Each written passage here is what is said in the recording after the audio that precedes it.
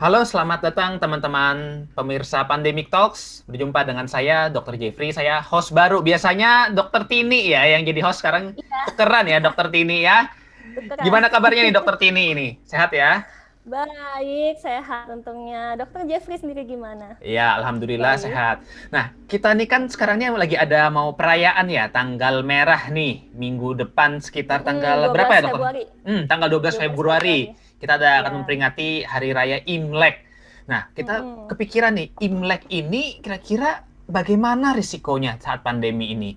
Kita tarik ya, kalau garis dulu kala, kota pertama yang pernah menghadapi Imlek dalam keadaan pandemi itu kota Wuhan di Cina. Nah, kalau Mm-mm. Dokter Tini sendiri nih, menurut Dokter Tini, pelajaran apa sih yang bisa kita petik dari teman-teman yang berada di Wuhan, di mana dia melalui Imlek dalam keadaan pandemi? Yang bisa kita petik buat kedepannya sekarang ini nih, jadi pelajaran kita. Oke. Jadi kan kita seperti yang kita ketahui yaitu pandemi awalnya di Wuhan itu kan kasus pertama diduga sejak Desember 2019. Nah, Hmm.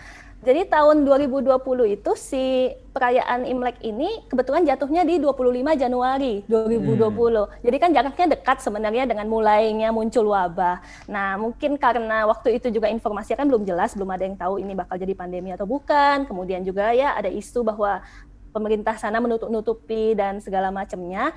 Intinya adalah pada perayaan Imlek yang kalau di Cinanya sendiri mereka liburnya panjang, Dok. Jadi mereka sudah bisa mulai bertraveling itu mulai jauh dari sebelum tanggal 25 Januari itu. Nah, karena informasi mengenai COVID-19 itu saat itu masih terbatas, maka terjadilah mobilitas penduduk yang masif. Karena di Cina sendiri itu kan penduduknya ya pastinya yang bergerak itu jutaan, seperti itu, dari satu kota ke kota yang lainnya. Nah, mobilisasi penduduk di perayaan Imlek itulah yang menjadi salah satu driver terbesar, main driver penyebaran wabah di Cina saat itu. Karena pada saat perayaan Imlek itu dari orang-orang yang bekerja di luar biasa mereka akan pulang ke kampung halamannya untuk mengunjungi keluarganya, orang tuanya, seperti itu, atau sekedar memanfaatkan liburan dengan berjalan-jalan ke kota lain seperti itu.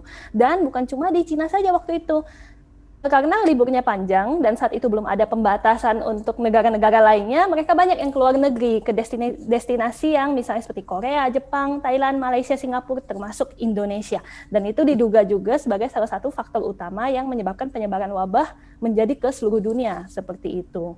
Itu dampak dari perayaan liburan perayaan Chinese New Year pada saat awal pandemi. Pelajarannya tentu yang bisa kita tarik jelas bahwa mobilisasi penduduk ini merupakan faktor yang meningkatkan penularan dan penyebaran wabah seperti itu, Dok. Mm-mm. Oke, jadi kita udah belajar ya dari kejadian di Wuhan 1 tahun yang lalu saat Imlek. Ternyata memang benar setelah Imlek karena mereka banyak yang berpergian dan kurangnya informasi sehingga Mm. berpengaruh ke peningkatan kasus COVID saat itu ya. Nah, kalau di Indonesia Ya, sendiri, kita kan udah anniversary ya COVID-nya ya 1 tahun lebih ya, ya kan? hampir, Dok. Ya, Oh, belum, 2 belum, belum, Maret. belum, belum, belum satu Kasus tahun ya. pertamanya 2 Maret Iya, ya, betul. hampir. Kalau Uh, worldwide baru udah anniversary. Nah, kita kemarin ya, sempat ngelewatin juga dengan acara-acara serangkaian acara seperti pemilu, kemudian sempat hari raya dan segala macam. Nah, apakah mm-mm. benar dengan liburan-liburan tersebut memiliki Mm-mm. efek terhadap peningkatan kasus di Indonesia? Ya, nah itu kan kita sudah melewati banyak perayaan ya sebenarnya mulai yang dari sejak awal pandemi itu yang paling menurut saya waktu itu juga paling signifikan adalah perayaan Idul Fitri. Hmm. Kemudian dilanjutkan juga dengan adanya pemilu, kemudian libur-libur kecil yang pas long weekend, dan kemudian yang terakhir dan menurut saya juga sangat berpengaruh terhadap keadaan kita saat ini adalah liburan Natal dan Tahun Baru kemarin.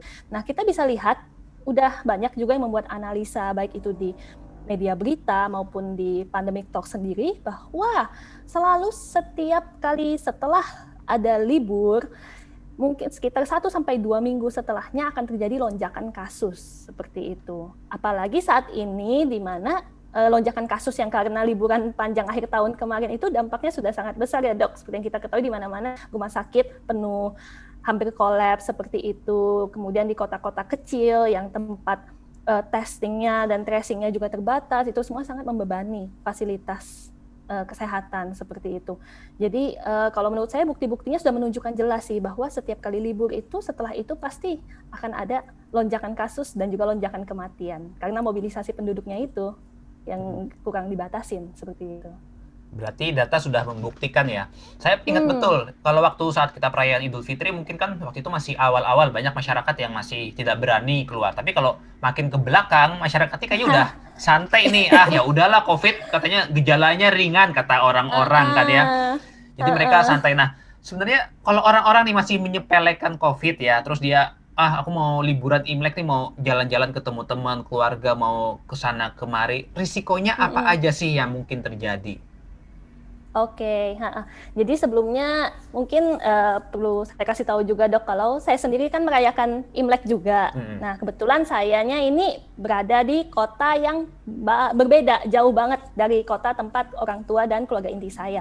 Dan saya memutuskan untuk tidak pulang kali ini, meskipun sebenarnya saya bisa saja pulang gitu. Jadi saya juga paham gitu ya sebenarnya perasaannya teman-teman mungkin yang lagi nonton yang merayakan Chinese New Year dan kebetulan tidak berada di kota yang sama dengan keluarganya, dilemanya apakah mau pulang atau tidak.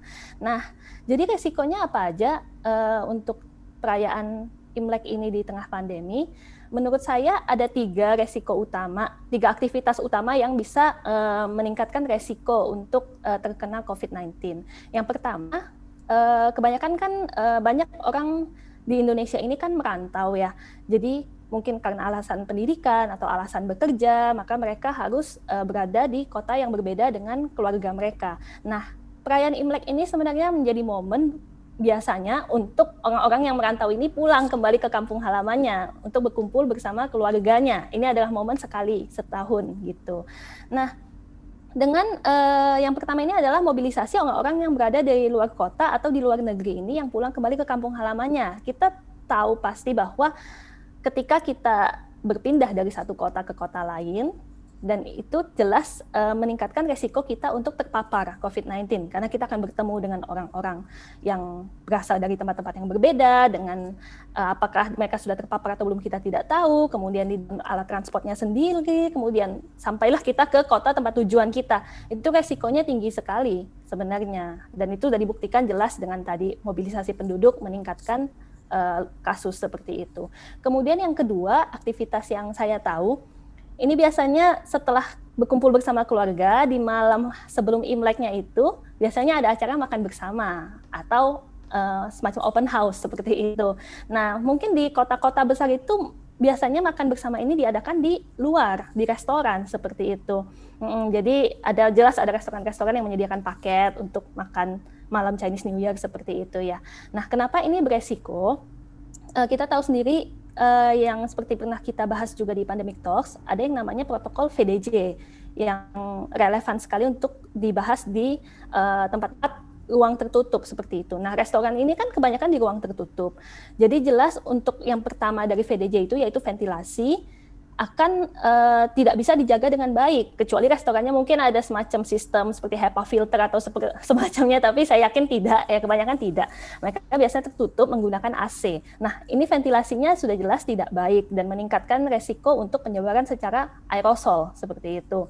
Kemudian dari faktor durasi, kan jelas orang makan itu, apalagi makan bersama keluarga tidak mungkin sebentar, tidak mungkin kurang dari 15 menit, pasti minimal juga 1 jam, belum lagi menunggu makanan disiapkan. Jadi dari durasinya sendiri ini juga sudah beresiko untuk bisa terpapar virus dalam jumlah yang banyak di waktu yang lama.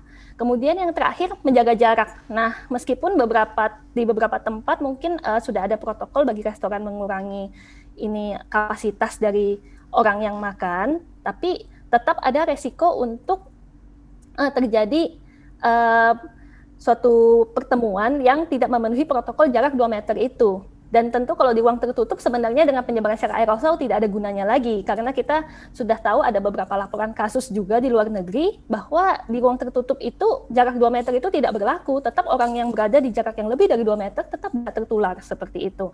Kemudian jelas pada saat makan kan kita tidak memakai masker. Nah, jadi ketika masker semua dibuka, kemudian ada seseorang saja yang terkena di dalam restoran itu, maka resikonya akan jadi sangat besar untuk bisa tertular COVID-19 seperti itu. Nah, yang terakhir ini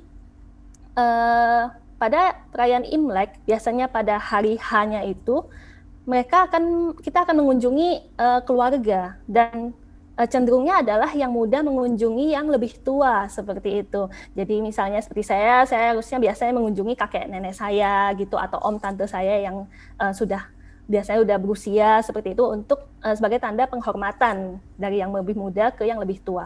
Nah, di masa pandemi ini kegiatan ini menjadi sangat beresiko karena seperti yang kita tahu lansia itu resikonya lebih tinggi untuk mengalami gejala yang berat bahkan sampai meninggal kalau misalnya terinfeksi COVID-19. Nah, bayangkan para lansia yang mungkin biasanya tidak terpapar karena mereka kebanyakan berada di rumah, saat ini mereka akan dikunjungi oleh banyak sanak saudaranya yang beraktivitas di luar, yang mungkin berasal dari kota lain, yang mungkin berasal dari negara lain, semuanya datang untuk mengunjungi para lansia yang rentan ini. Nah, jadi resikonya di situ. Bila ada seseorang dari keluarganya yang membawa virusnya, kemudian si lansia ini tertular, maka risikonya akan sangat tinggi buat keluarga kita yang sudah berusia lanjut. Seperti itu. Jadi itu sih dok, resiko-resikonya mungkin yang bisa terjadi di perayaan Imlek gitu. Jadi ternyata cukup rumit sekali ya, banyak sekali risiko-risiko yang bisa terjadi kalau banyak kita kesempatannya, memaksakan untuk berkumpul. Jadi hashtag di rumah aja itu sebenarnya masih relevan ya sampai sekarang ya, walaupun sudah jarang disuarakan oleh influencer. Nah, kalau memang nih, dok, ada orang-orang yang memang dia pengen Imlek, ada nggak sih protokol kesehatan? Kan orang Indonesia senang tuh dengan asalkan sudah mematuhi protokol kesehatan. Nah, gimana nih kita meminimalisir deh paling nggak kalau memang dia mau ketemu dengan keluarganya saat Imlek. Iya, jadi sebenarnya saya paham juga. Kemarin kan saya sempat bikin semacam kayak polling lucu-lucu aja gitu di Instagram saya juga tentang perayaan Chinese New Year ini. Memang sih ada yang dilema ya, maksudnya mereka mengerti gitu, ini seharusnya saya tidak boleh berkumpul atau tidak boleh pulang, tapi nanti dibilang kualat, tidak sopan, kurang ajar gitu, nggak silaturahmi seperti itu contohnya. Jadi ya sebenarnya yang paling aman jelas tidak perlu pulang, tidak perlu berkumpul, tidak perlu mengunjungi keluarga. Tapi kalau misalnya memang harus sekali untuk dilakukan, nah mulai dari yang pertama ya dok, kalau misalnya nih dari luar kota atau dari luar negeri mau mengunjungi, mau pulang ke kampung halaman misalnya gitu untuk mengunjungi keluarganya, jelas mungkin juga ini diharuskan juga ya oleh setiap penerbangan atau transportasi lainnya, tentu kita harus tes dulu.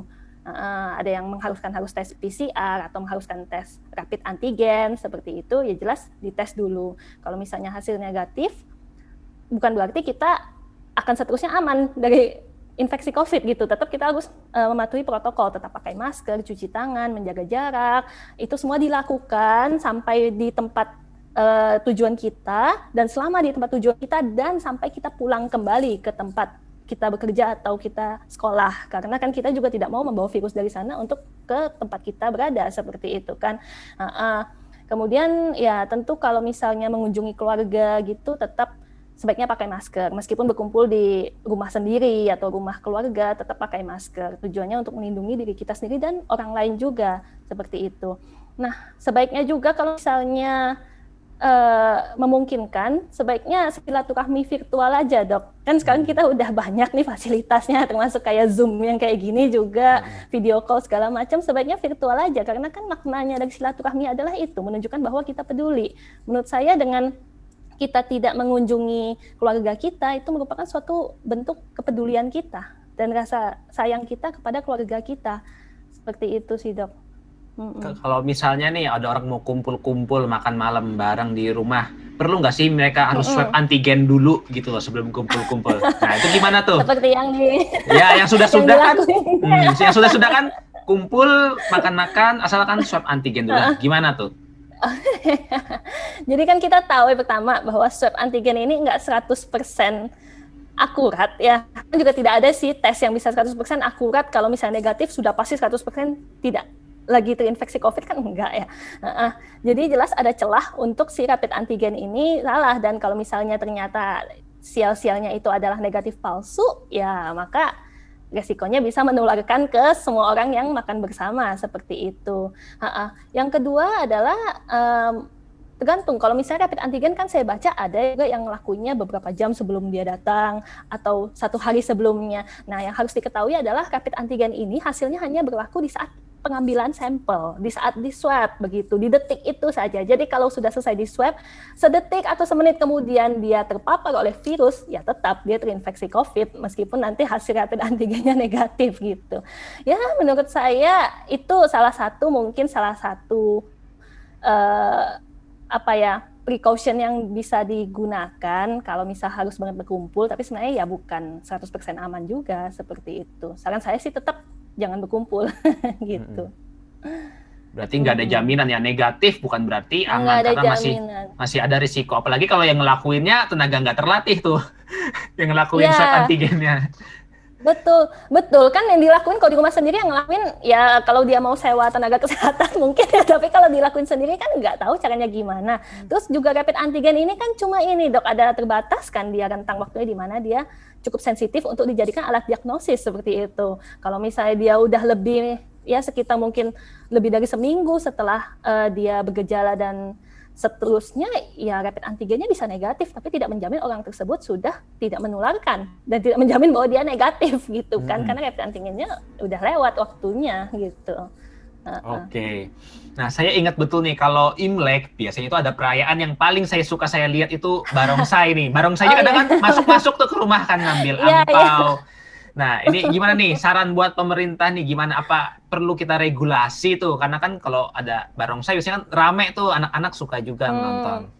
Iya. Jadi sebenarnya dari perayaan Imlek ini yang paling mengundang massa ya, mengundang kerumunan itu menurut saya barongsai ya. Karena kalau ya yang lainnya misalnya ibadat untuk ibadat beragama, tentu itu juga bisa mengundang kerumunan, tapi itu nanti bisa diregulasi juga dengan kerjasama, tentu diskusi dulu dengan para tetua agama seperti itu ya. Nah, barongsai ini memang mengundang kerumunan karena yang menyaksikan juga bukan orang yang merayakan Imlek aja gitu kan, semua masyarakat biasanya seperti itu. Nah, kalau dari saya kan jelas kita sudah tahu salah satu protokol kita adalah menghindari kerumunan dari 5M itu, menghindari kerumunan, menjaga jarak. Nah, jadi semua aktivitas yang mengundang kerumunan menurut saya untuk selama pandemi ini tentu harus dipertimbangkan resikonya. Jadi kalau misalnya memungkinkan, ya sebaiknya tidak diadakan seperti itu. Karena itu juga bukan event yang sebenarnya wajib ada gitu di dalam perayaan Chinese New Year, sebenarnya tidak. Itu adalah event ya perayaan untuk kegembiraan aja. Jadi ya menurut saya sih jangan sampai momen-momen yang harus bersukacita malah jadi berduka cita karena setelah Chinese New Year terus ternyata ada lonjakan kasus, lonjakan kematian, seperti itu kan tidak baik jadinya begitu. Jadi kalau menurut saya ya event-event yang mengundang kerumunan sebaiknya dari pemerintah mungkin mempertimbangkan untuk dihapus aja untuk selama pandemi ini seperti itu. Dan tentu harapan saya sih pemerintah bisa lebih ketat ya untuk soal mobilisasi ini masyarakat. Jadi jangan sampai kita kecolongan seperti event-event yang sebelumnya begitu, Dok. Jadi ya harus bersabar ya, semoga sih harapannya tahun depan benar-benar udah bisa terkontrol, jadi bisa kumpul secepatnya dengan keluarga tanpa ada rasa khawatir ya. Ya saya ngerti sih, soalnya kan juga banyak yang sudah terisolasi selama 1 tahun penuh, kangen gitu ya, kayak mau sampai kapan seperti ini begitu. Tapi kalau kita mempertimbangkan resiko dibanding dengan manfaatnya, tentu kita harus bisa mengambil langkah yang tepat seperti itu. Oke nih, pertanyaan terakhir buat Dokter Tini ya. Kita tahu kalau yang udah pernah mengalami kan tahun lalu di Cina. Nah, kalau tahun ini sendiri, Cina sebagai sebuah negara yang udah berpengalaman, mereka melakukan apa nih di negaranya untuk mengantisipasi lonjakan kasus COVID? Oke, jadi Cina ini sebenarnya kalau bahkan di Wuhan-nya sendiri termasuk yang sudah berhasil mengendalikan pandemi ini. Karena setahu saya Wuhan juga nggak tahu kalau sekarang, tapi dia sempat masyarakatnya bisa beraktivitas normal kembali gitu, kumpul-kumpul, nggak perlu pakai masker karena kasusnya sudah terkendali. Nah, pemerintah Cina, kalau yang saya baca dari ada beritanya di BBC itu, jadi mereka meskipun hitungnya sudah terkendali, tapi mereka tetap berusaha untuk menekan mobilisasi penduduknya. Karena mereka juga harusnya sadar kalau misalnya pandemi ini tentu akan bisa naik kembali kasusnya kalau mobilisasi penduduk tidak dibatasi. Nah, caranya mereka macam-macam, Dok. Jadi mulai dari mereka melakukan promosi. Jadi dalam bentuk spanduk, dalam bentuk iklan-iklan untuk mengencourage para masyarakatnya untuk tidak pulang ke kampung halaman gitu, tidak melakukan perjalanan keluar kota. Jadi harus tetap stay saja di kota tempat mereka berada. Nah, kemudian kebijakan lainnya untuk kota-kota yang terdapat kasus COVID-19, apabila mau melakukan perjalanan keluar kota, menurut yang saya baca di artikel tersebut, mereka diharuskan untuk tes PCR. Jadi tes PCR dulu selama minimal 7 hari sebelum mereka berangkat. Kemudian sesampainya mereka di tempat mereka berada, meskipun mereka tadinya negatif, mereka tetap harus isolasi 14 hari di tempat tujuan mereka. Jadi tidak boleh berkumpul bersama keluarga, tidak boleh bertemu orang lain. Nah, hal ini tentu efektif karena kan tujuan orang pulang itu adalah berkumpul bersama keluarga. Jadi kalau misalnya udah pulang, terus tidak bisa berkumpul bersama keluarga, ya ngapain pulang gitu kan, seperti itu. Kemudian yang lainnya juga ada beberapa kota yang mempraktekkan kalau untuk kota-kota yang tidak ada kasus COVID nih, mereka memberikan insentif untuk masyarakatnya yang tidak pulang atau tidak pergi keluar kota, seperti itu. Cukup besar tadi, ada juga pemerintah kota yang memberikan sekitar kalau dirupiahkan tuh 2,1 juta untuk setiap orangnya yang tidak pulang, seperti itu. Kemudian juga mereka memberikan fasilitas yang lain kayak seperti layanan kesehatan gratis, bahkan tiket untuk masuk ke tempat wisata, karena di kota mereka yang tidak ada kasus ini, mereka memberikan tiket gratis bagi orang-orang penduduk sana yang tidak pulang, tidak pergi keluar kota, seperti itu. Jadi mereka berusaha sekali untuk menekan supaya masyarakatnya tidak melakukan perjalanan, baik itu ke kota lain maupun ke negara lain. Seperti itu sih dari pemerintah Cinanya. Jadi menurut saya mungkin ada beberapa yang bisa kita tiru juga dari pemerintah kita sendiri. Bagaimana caranya mempromosikan supaya masyarakat yang merayakan Imlek ini tidak melakukan perjalanan keluar kota. Seperti itu, Dok. Menarik ya ternyata ya, dari strategi pendekatan di Cina yang sampai ada insentifnya segala.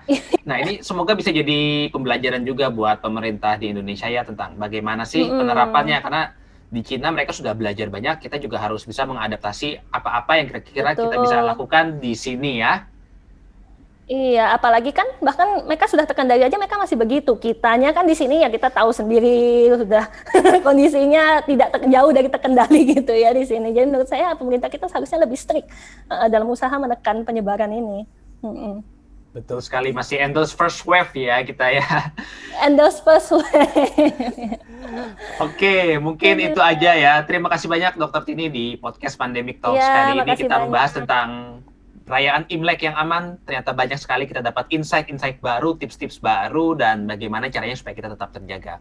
Terima kasih Dr. Tini, sampai jumpa di podcast selanjutnya.